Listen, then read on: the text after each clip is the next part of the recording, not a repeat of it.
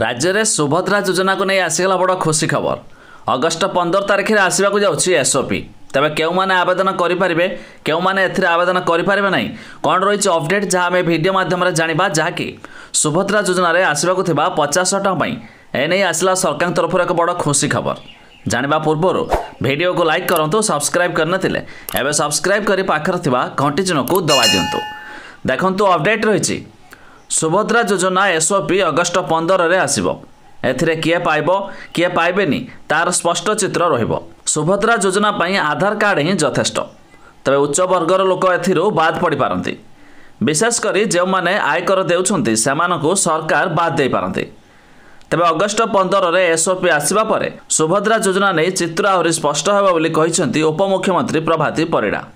से कहिसंती जे सुभद्रा योजना बजेट रे 10,000 कोटी टंका थिला मध्य आवश्यक पड़े यह बढ़ी पारे।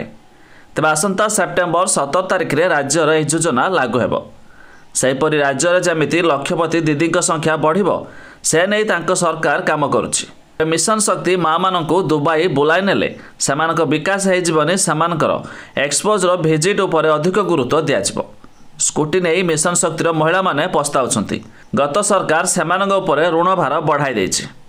ते बीजेपी माँ मानकु केबे भी भोट बैंक भाबे व्यवहार करेनी। बीजेपी सेमानक विकास उपर अधिक गुरुत्व देबो। ते मिशन शक्ति केबे भी बंद हेबनी। पर्यटन रो विकास पई सरकार अनेक पदक्षेप नेइछंती। तबे गत थर इको रिट्रेट रे अनेक बाबूंक बिना पैसा रे विलास व्यसन कथा सामना को आसीछि। एथर से सबु बंद हेबो बोली उपमुख्यमंत्री प्रभाती परिडा कहिसंती।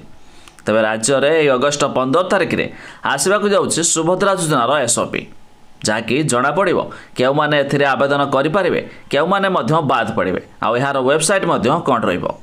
तबे अधिक जानिया पई वेबसाइट लिंक आमे डिस्क्रिप्शन रे देइछु, आपण माने जाय मध्य चेक कर दे पारिबे।